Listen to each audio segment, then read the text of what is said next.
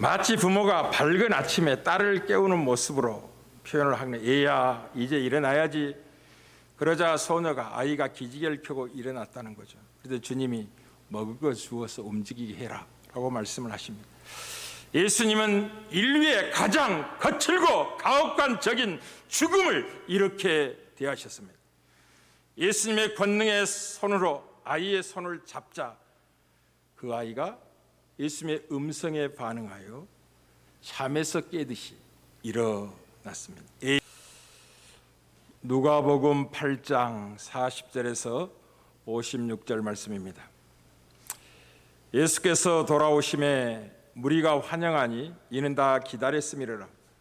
이에 해당자인 야이로라는 사람이 와서 예수의 발 아래 엎드려 자기 집에 오시기를 간구하니 이는 자기에게 12살 된 외딸이 있어 죽어가미르라. 예수께서 가실 때 무리가 밀려들더라. 이에 12해를 혈루증으로 앓는 중에 아무에게도 고침을 받지 못하던 여자가 예수의 뒤로 와서 그의 옷가에 손을 대니 혈루증이 즉시 곧 그쳤더라. 예수께서 이르시되 내게 손을 댄 자가 누구냐 하시니 다 아니라 할 때 베드로가 이르되 주여 무리가 밀려들어 미나이다. 예수께서 이르시되 내게 손을 댄 자가 있도다. 이는 내게서 능력이 나간 줄 알미로다 하신대 여자가 스스로 숨기지 못할 줄 알고 떨며 나와 엎드려 그 손댄 이유와 곧 나은 것을 모든 사람 앞에서 말하니 예수께서 이르시되 딸아 내 믿음이 너를 구원하였으니 평안히 가라 하시더라. 아직 말씀하실 때 해당장의 집에서 사람이 와서 말하되 당신의 딸이 죽었나이다. 선생님을 더 괴롭게 하지 마소서 하거늘 예수께서 들으시고 이르시되 두려워하지 말고 믿기만 하라. 그리하면 딸이 구원을 얻으리라 하시고 그 집에 이르러 베드로와 요한과 야고보와 아이의 부모 외에는 함께 들어가기를 허락하지 아니하시니라. 모든 사람이 아이를 위하여 울며 통곡하매 예수께서 이르시되 울지 말라. 죽은 것이 아니라 잔다 하시니 그들이 그 죽은 것을 아는 거로 비웃더라. 예수께서 아이의 손을 잡고 불러 이르시되 아이야 일어나라 하시니 그 영이 돌아와 아이가 곧 일어나거늘 예수께서 먹을 것을 주라 명하시니 그 부모가 놀라는지라. 예수께서 경고하사 이 일을 아무에게도 말하지 말라 하시니라. 아멘. 우리는 매일 안타까운 죽음을 애도하면서 하루하루를 보내는 중에 있습니다. 철거 현장에서 쓰러진 그 돌돔에 의해서 뜻하지 않게 버스를 타고 가다가 많은 사람의 죽음의 소식도 아프게 듣고 있고 쿠팡 물류센터 화재로 인해서 소방관의 순직의 소식을 듣고 애도하는 중에 있습니다. 물류센터 직원들의 과로로 일하는 과로사는 자주자주 들려오는 소식이고 성추행을 당하고 너무 힘들어서 죽음을 선택한 분들에 대한 소식도 아픔으로 듣고 있습니다.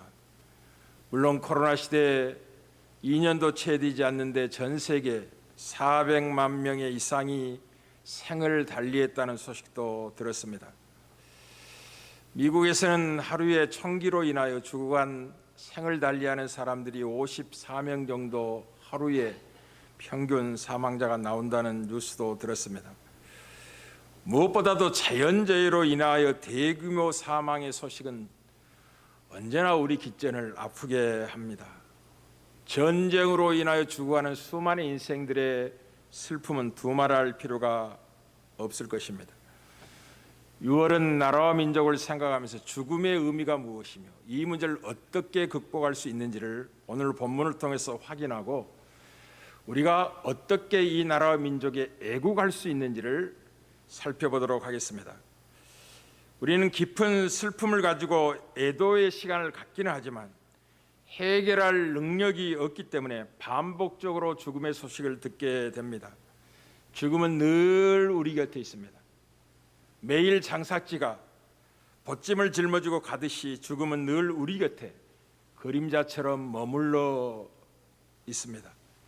세상은 왜 죽는지 그 원인을 알지 모르기 때문에 사고가 났을 때 수많은 대책을 쏟아놓지만 똑같은 사고를 반복하여 경험하게 되고 죽음을 만나게 되는 걸 보게 됩니다.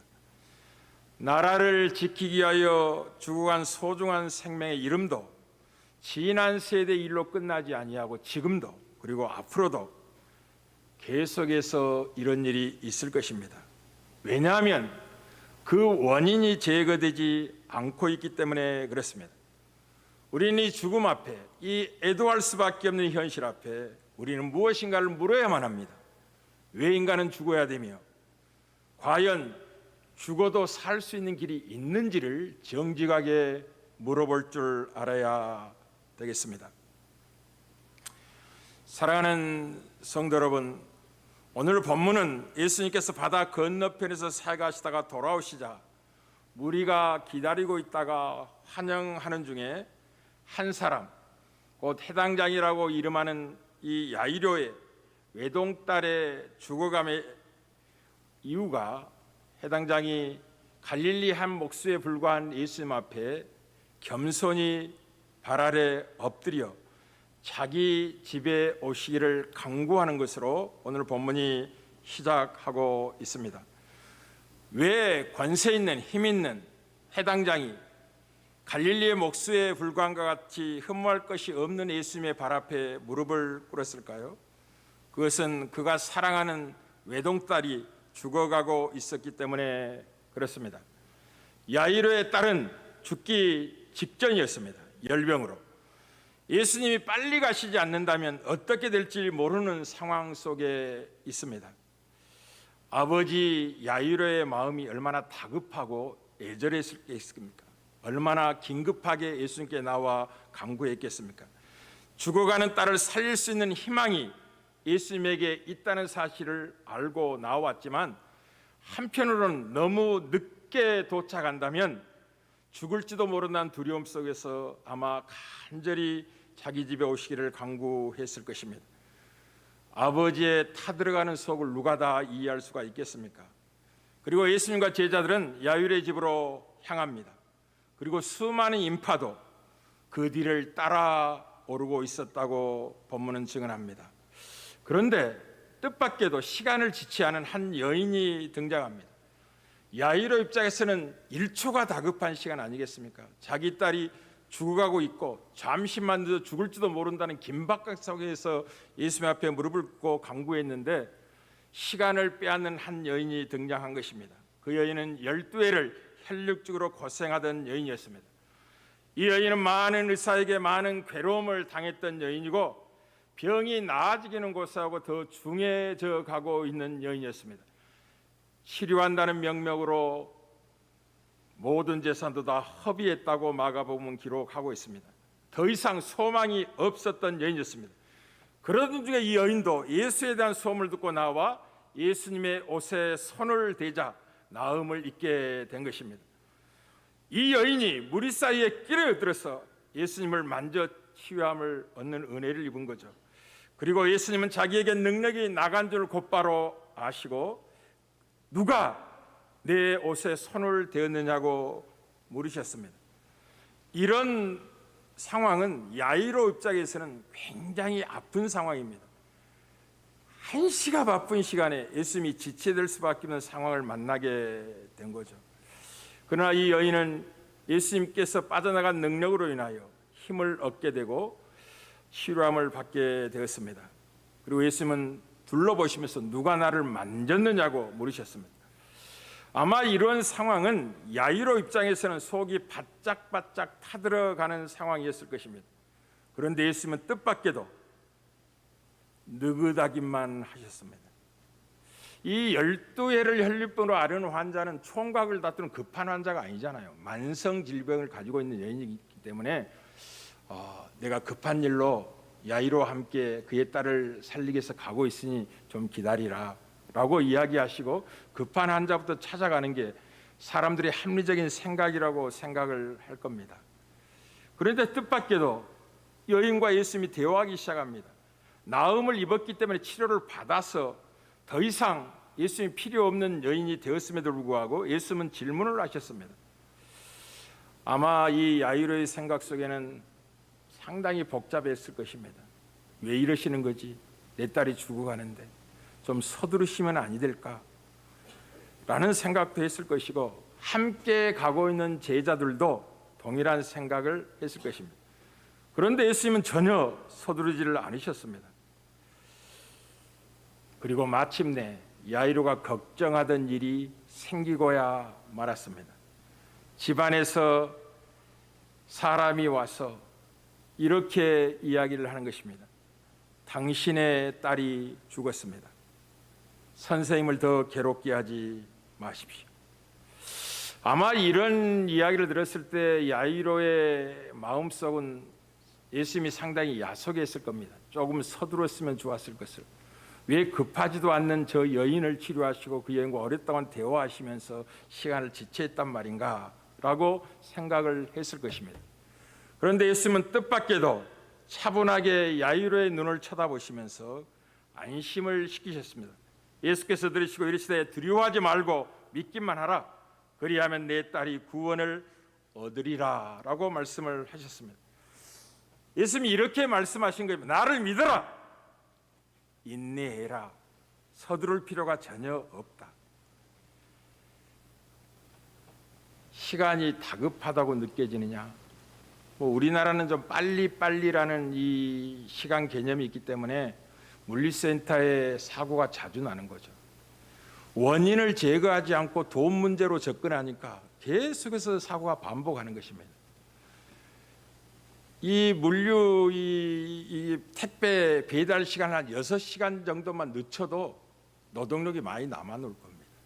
근데 사회 분위기가 이게 택배를 신청하면 하루 안에 도착해야 된다는 분위기이기 때문에 경쟁이 심하고 그 택배 직원들이 고생이 말로 다 할 수 없는 아픔을 만나서 과로사로 죽고 하는 거죠. 원인을 제거하지 않는 것입니다. 그리고 돈 문제로 다루는 거죠. 사업주가 좀 많이 돈을 내서 더 많은 사람을 채용한다면 시간을 좀 확보할 수 있을 것이다 하고 수고하는 그 택배 기사들은 우리가 좀 수고를 덜어도 봉급은 깎으시면 안 됩니다 라는 것이 갈등의 원인이 되어서 쉽게 해결이 안 나는 모습을 보게 됩니다. 원인은 어디 있다고요? 조급함에 있는 거죠. 좀 택배 좀 늦게 오면 어떻습니까? 한 6시간 늦게 받으면 어떻습니까? 오늘 신청하고 내일 받으면 어떻습니까? 근데 우리 문제가 전체적인 사회 분위기가 조급증에 빠져서 빨리빨리 도착해야 되는 생각하는 분위기가 그런 사고를 만들어내고 있는 것입니다. 시간은 무척이나 상대적입니다. 그러나 기억하십시오. 하나님의 시간은 어느 나라 민족의 상황과 문화에 관계없이 언제나 신비합니다.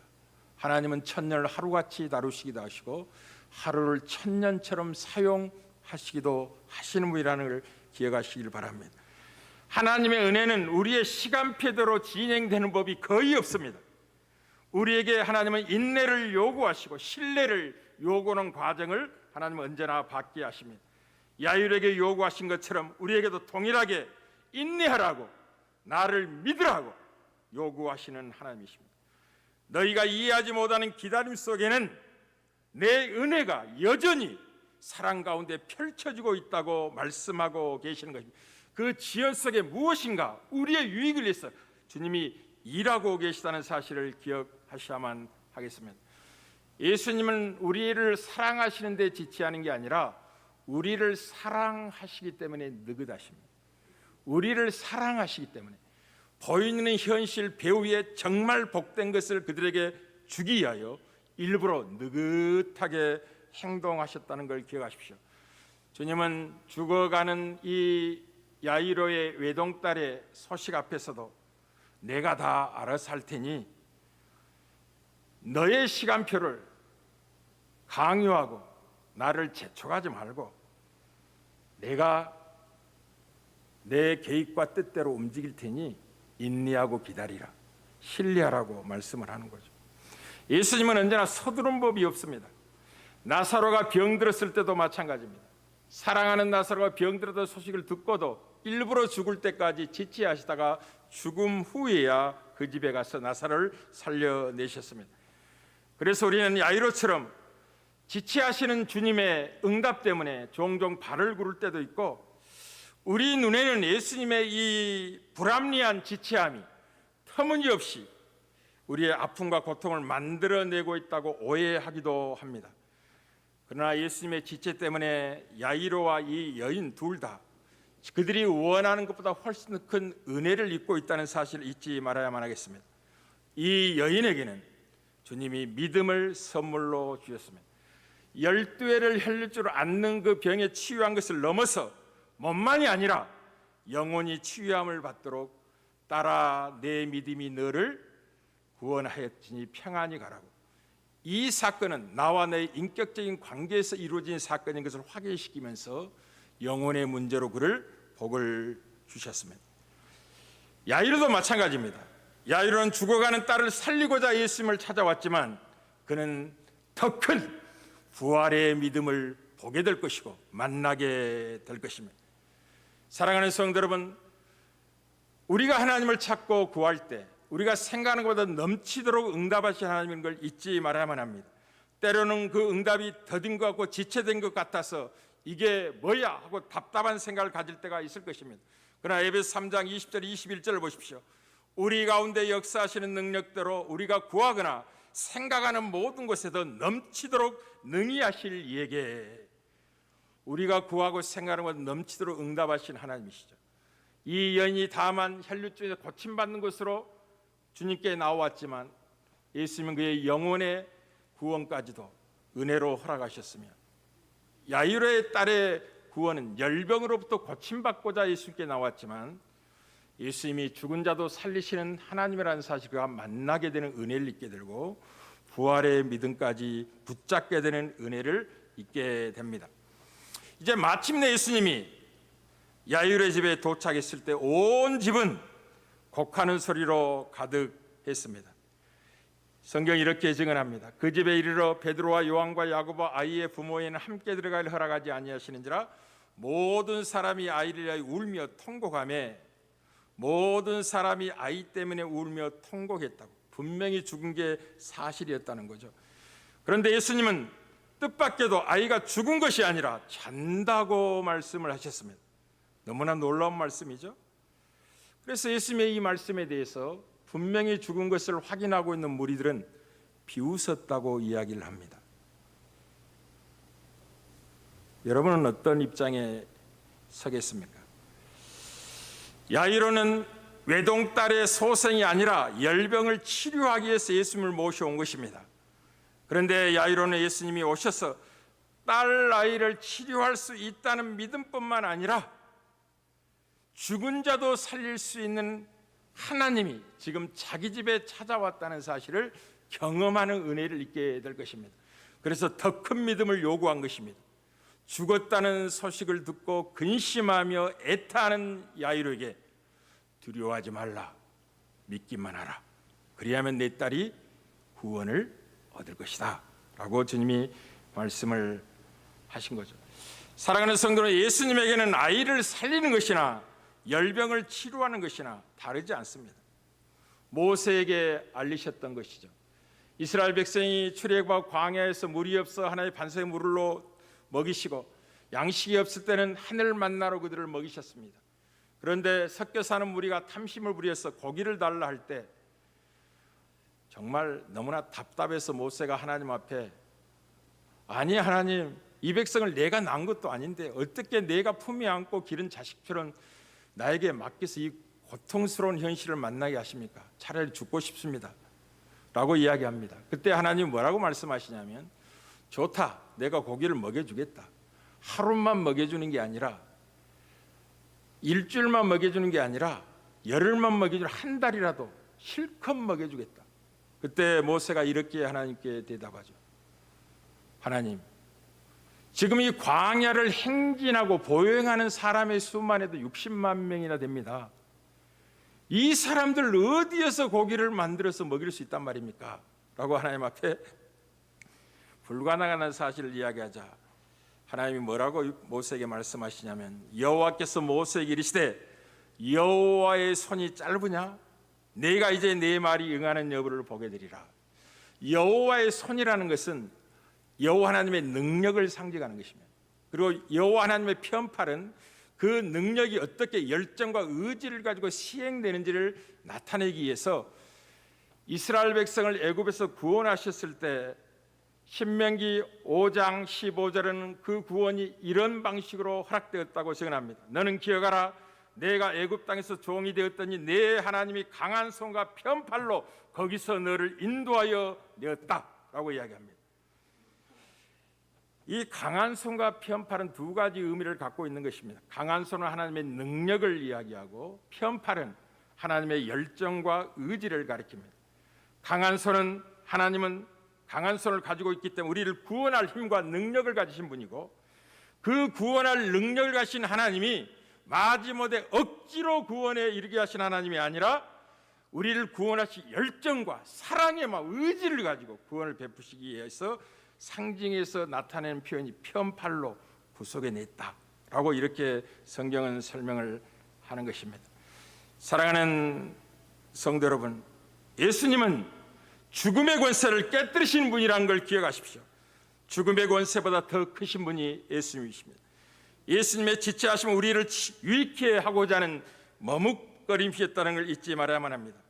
여러분의 인생에서 때로 하나님이 지체하셨던 때를 한번 생각해 보십시오. 기도 응답이 더디고 하나님을 간절히 찾아도 만남받지 않는 이 아픔을 한번 뒤를 돌아보십시오.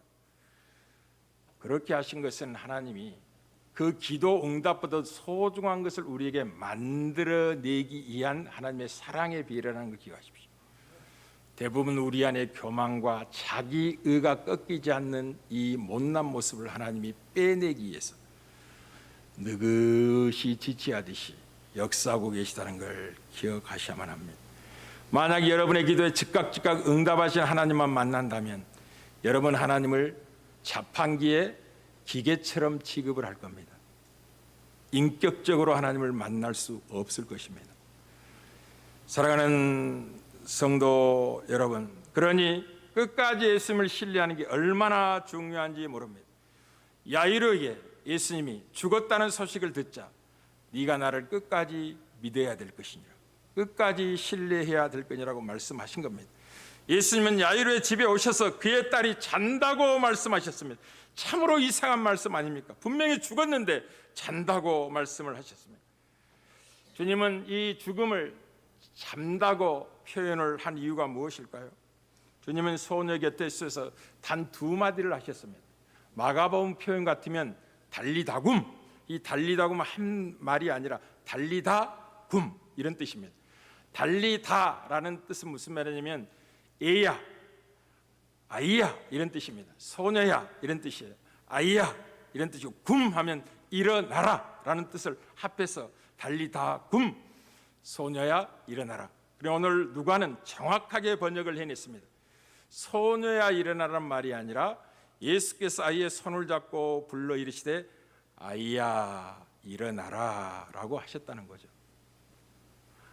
이 아이야라는 말의 의미가 무슨 말이냐면 부모가 이제 하루를 마치고 애들이 피곤하게 잠이 들면 밥을 먹이고 씻기고 재우잖아요. 그리고 아침이 되면 부모가 얘 손을 꼭 잡고 애야 일어나라, 아침 됐다, 학교 가야지 이런 표현이에요. 애야 일어나야지, 밥 먹고 가야지, 일을 시작해야지 이런 표현입니다. 주님이 정확하게 아이의 손을 잡고 이렇게 말씀한 애야 일어나라, 아침이 됐다, 더 이상 잘 필요가 없다 라고 깨우셨다는 거죠. 이렇게 하실 수 있는 분은 하나님밖에 아니 계시는 겁니다. 놀라우신 주님이시죠. 마치 부모가 밝은 아침에 딸을 깨우는 모습으로 표현을 하는 애야 이제 일어나야지. 그러자 소녀가 아이가 기지개를 켜고 일어났다는 거죠. 그래서 주님이 먹을 거 주어서 움직이게 해라 라고 말씀을 하십니다. 예수님은 인류의 가장 거칠고 가혹한적인 죽음을 이렇게 대하셨습니다. 예수님의 권능의 손으로 아이의 손을 잡자 그 아이가 예수님의 음성에 반응하여 잠에서 깨듯이 일어났습니다. 애야 일어나야지, 내가 내 손을 잡고 있으니 죽음은 그저 잠일 뿐이야, 별거 아니야, 일어나 라고 말씀하시자 아이가 일어났다는 겁니다. 사랑하는 성도 여러분, 예수님은 우리의 완벽한 부모임을 잊지 마시기 바랍니다. 우리는 이사야 9장 6절에서 한 아이에 대한 약속을 하나님이 하고 계시는데, 어깨는 정살미였고 그 이름은 기묘자요 모사요 전능하신 아버지요 하나님이요 영존하신 아버지요 평강의 왕이라고. 예수님은 우리의 친부모, 영원한 부모입니다. 우리가 죽어도 우리의 손을 잡고 가만히 애야 이제 일어나야지 하고 일으켜 세워 영원한 생명을 얻게 하실 주님이십니다. 할렐루야. 하늘의 별을 달아두고 계신, 태양을 묶어두고 계신 우주의 주인이신 주님께서 우리 손을 잡고 죽음의 순간에도 이렇게 말씀하는 겁니다. 너는 죽는 게 아니야. 잠깐 잠을 자게 될 거야. 그리고 내가 때가 되면 너의 손을 잡고 애야 일어나라 할 때 너는 일어나게 될 거야. 그러니 두려워하지 말아라 라고 말씀을 하시는 겁니다. 사랑하는 성도 여러분, 예수님은 아버지의 손을 한 번 놓친 적이 있었습니다. 언제 예수님이 아버지의 손을 한 번 놓쳤냐면 십자가에서 아버지의 손을 놓친 비극의 아픔을 친히 경험해 보신 분입니다. 그렇기 때문에 절대로 우리의 손을 놓지 않을 것입니다. 왜냐하면 자녀가 부모의 손을 놓치는 순간, 부모가 자녀의 손을 놓는 순간 어떤 처참한 고통과 환경을 만날 수밖에 없다는 걸 친히 경험하신 분이기 때문에 절대로 우리의 손을 놓치지 않을 것입니다. 우리가 죽음의 순간에도 주님 우리의 손을 꼭 붙잡고 아무 염려하지 말고 두려워하지 말라고, 내가 다시 깨울 거라고. 사랑하는 성도 여러분, 여러분이 힘이 없고 약해졌을 때, 지쳐서 쓰러질 환경과 조건 속에 있을 때 이 강한 손과 편팔로 우리 가운데 찾아오신 주님을 생각하셔야만 합니다. 여러분의 혼자 힘으로는 도저히 감당할 수 없을 때, 무서운 파도가 여러분을 덮칠 때 이 강한 손과 편팔로 우리를 구원하신 이 12살 먹은 죽은 아이를 사랑의 음성으로, 권능의 음성으로 애야 일어나야지 라고 하자 죽음에서 일어났던 것을 기억하십시오. 사실 이 마태복음 14장에 가면 베드로가 이 사경쯤에 예수님이 바다 위를 걸어오신 걸 보고 예수님을 알아보고 주여 나로 이 바다 위를 걸어오게 명하시라고 말하자 예수님이 오라고 합니다. 그때 베드로가 인류 역사상 처음으로 바다 위를 걷는 인물이 됩니다. 그러다가 바람을 보고 무서워 빠져가게 됩니다. 그때 얼마나 두려웠는지 예수님 구원해 주세요 라고 소리를 지릅니다. 성경이 이렇게 증언합니다. 예수님이 즉시 손을 내밀어 그를 붙잡으시매, 예수님은 즉시 손을 내밀어 그를 붙잡아 죽음에서 그를 건져주셨습니다. 이게 마태복음 14장 30을 31입니다. 바람을 보고 무서워 빠져가는지라 소리질러 이르되 주여 나를 구원하소서. 예수께서 즉시 손을 내밀어 그를 붙잡으시며 이르시되 믿음이 적은 자 왜 의심하였느냐 하시고 배에 함께 오르매 바람이 그치는지라. 그러니 수많은 인생의 파고와 풍랑을 만났을 때 오늘 본문을 기억하시면 예수님의 강한 손을 기억하고 계셔야 됩니다. 그 손이 여러분을 붙잡고 있다는 걸 잊지 말아야만 하는 것입니다. 이게 믿음의 담대함입니다. 이게 믿음이 갖는 힘입니다. 사실 우리가 내미는 손은 은혜를 구하는 손이지만 주님이 내미는 손은 구원을 베푸시는 손이라는 걸 기억하십시오. 오늘 본문은 손이 5번에 걸쳐 나오고 한 분의 손이 감추어 서서 어린아이의 손을 붙잡는 내용이 들어있습니다.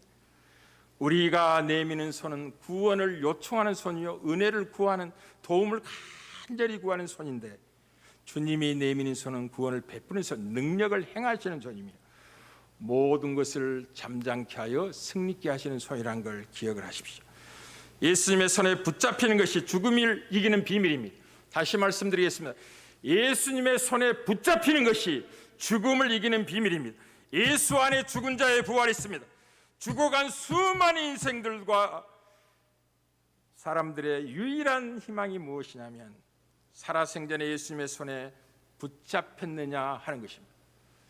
살아생전에 예수님의 손에 붙잡혀 있는 인생이라면 죽은 것 같지만 잠들어 있다는 걸 기억하십시오. 예수님이 때가 되면 아이야 일어나라고 말씀하신 것처럼 아침이 되었으니 일어나서 밥 먹고 활동하자고 말씀을 하실 겁니다.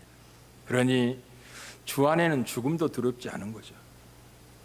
세상은 죽음이라고 이야기하지만 예수님은 잔다라고 이야기합니다. 할렐루야. 이것이 예수를 믿는 것이고 영원한 생명을 얻는 길입니다. 나라와 민족을 위하여 수많은 인생들이 산화되어 갔습니다. 산화되어 갔다는 데 중요한 것이 아니라 그들이 살아생전 예수님의 손에 붙잡힌 인생이었느냐가 영원한 생명을 결정하게 될 것입니다.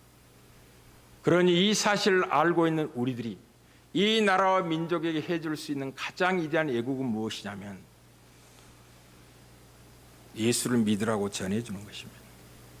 예수 안에 죽은 자의 부활이 있다는 사실을 알려주는 겁니다. 예수님의 손에 붙잡히는 것이 복된 인생이라고 전해주는 것입니다. 다른 길은 없습니다. 유일한 이김의 비밀입니다.